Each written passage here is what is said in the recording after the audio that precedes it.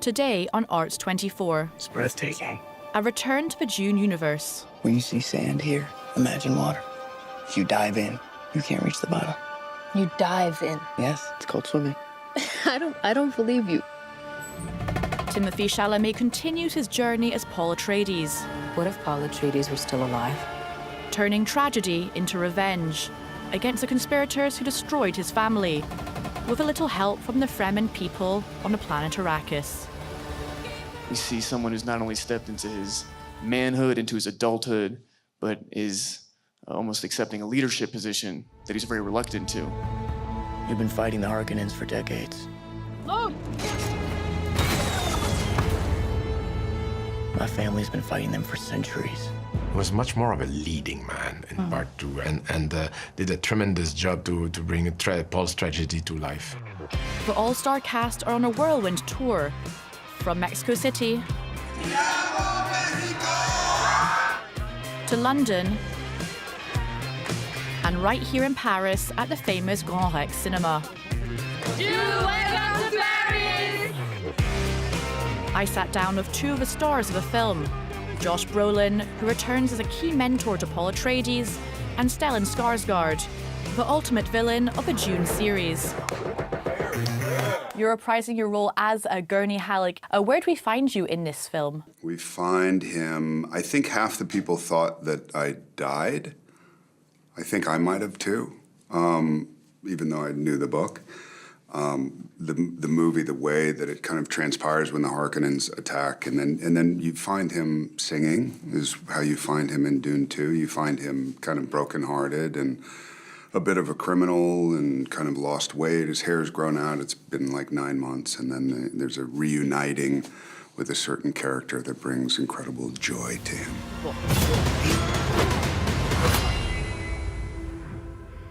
You young pup.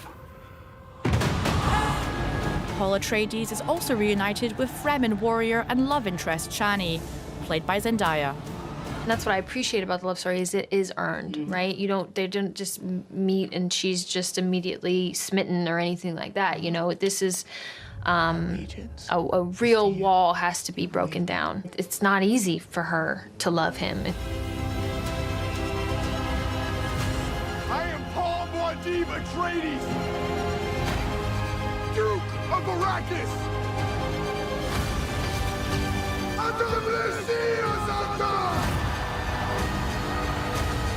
I must say you play one of the creepiest villains I've seen in a long time on the big screen, a certain Baron Vladimir Harkonnen. How did you get into character? I usually don't think that bad guys are bad guys. I think that they are sort of misunderstood, which is a good way of taking care of them.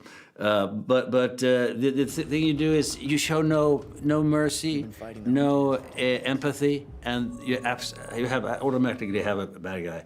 But this guy, I didn't care so much about psychology. I didn't care about his background. I didn't care why he was brutal and evil. But I wanted to make a stamp in the beginning of the movie where you have a physical presence that is so frightening that you don't forget him, and that he can be casting a shadow over the entire movie without you even being in it. And I think we got that rather well. You must have been in hours of makeup. Did you ever get sick of it? I was sick of it after the first test. I mean, it is such a strain to sit for 8 hours, which I had to do when I was naked, and in the other 6 hours. But it, I sat straight up for 8 hours. But all the friends that were doing the makeup, they were such a funny bunch of people, and they were and watching them work. And painting, the paint work, is like watching Michelangelo doing his work. So I survived it, but I don't want to do it again. Send assassins. No, prophets get stronger when they die. She brought steeliness, a fierceness. Let the conflict turn into war. Florence Pugh joins the Dune cast as Princess Irulan, the Emperor's daughter. Are you prepared? You've been preparing me my whole life. I've really wanted to be a part of the second movie.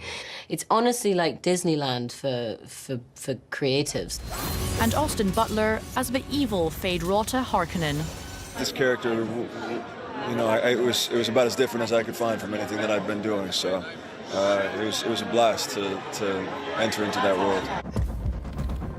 Show me who you are.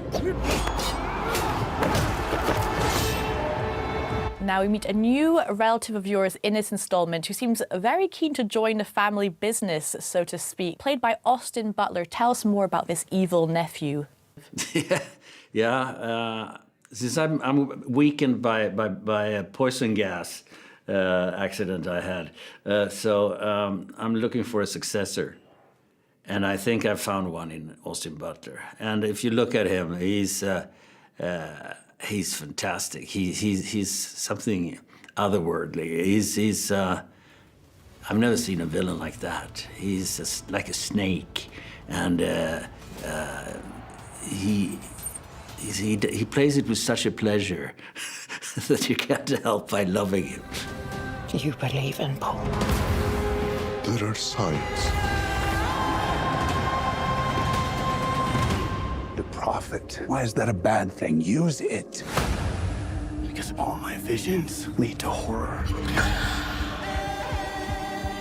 Because you lose control. Because I gain it. Now, Dune touches on issues such as the climate crisis, religious fanaticism, even tribalism. Now, despite being a sci-fi film adapted from a 1965 novel, it feels very timely. Would you agree? I do. I mean, I think it's pretty timely. I think it's always timely. I think human foibles are constantly mirrored against us in movie after movie, era after era. But if you look at the book in 1965, it came out, he was so ahead of his time in respectfully saying, look, if we continue to behave like we behave in all those different various things that you just talked about, we are going to self-destruct. And yet we don't self-destruct, but at least there's this continuance of severity. We don't learn very well. We try, but then we keep resorting to some kind of comfort that isn't helpful to those around us. We gave them something to hope for. That's not hope!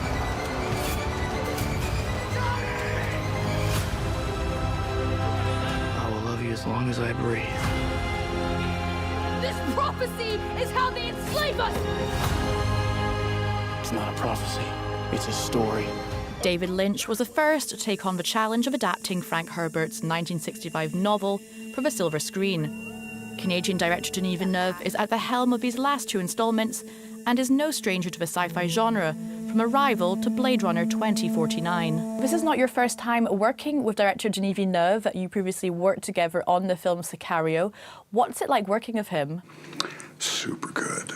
I mean, he's one of my favorites. You know, I've been very fortunate to work with a lot of really wonderful directors. He's my friend. It's a little bit different.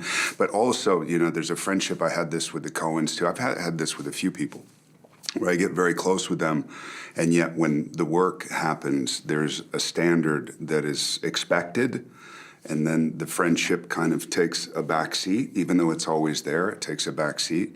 And with he and I, like it was my birthday yesterday, and we went out to dinner together, and we had a lot of fun. We were joking around a lot, and then it kind of dawned on me. It's like, wow, when we're on set, it's a different. We still have fun, but there's this standard that I love trying to live up to with him. And yeah, that's why I enjoy working with him. It's a constant challenge. It's all very calm on the set. It's very, very joyful, and a lot of humor and jokes are going on, and nobody's screaming. It's really a great pleasure. We also find you reunited once more with Javier Bardem from No Country for Old Men. God, so great. I mean, so like one of the best actors. He always amazes me because, like Denis, as a director, I'm with them personally, and they're my buddies, and you forget that they do what they do, and then you get to see the talent manifest, and I'm always kind of taken aback by it, you know? Javier is such an amazing human being and a close friend. But, you know, he had me watch a movie. We were doing Dune. He said, my friend, I did a movie, and will you see it? And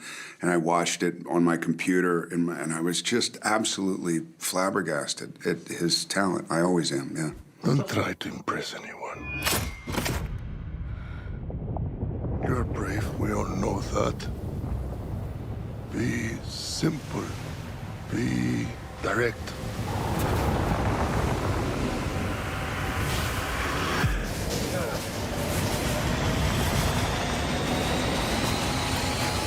Now, the Dune universe is terrifying. There are many obstacles. So this is more of a would-you-rather question. Would you rather take on a giant sandworm or take a very oily bath with a certain Baron Harkonnen? If I had a personal choice? Yes. A bath with Harkonnen. I mean, it's Stellan Skarsgård, so who doesn't want to take a bath with Stellan Skarsgård? Yeah, I don't. Both choices are very funny images to me, and I'll take both. I'll take whichever I can get. Yeah, I'd take an oily bath, of course I would. That oil was very lean and very warm. It was very warm in that bath. It was like oil. I don't mind slimy things.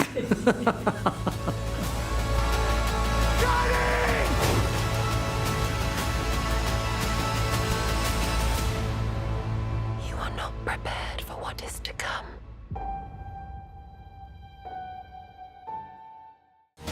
I'm Paul Rees, covering stories from Sweden for France 24, live from Stockholm and on France 24 news programmes. Paul Rees, one of the 200 France 24 correspondents around the world.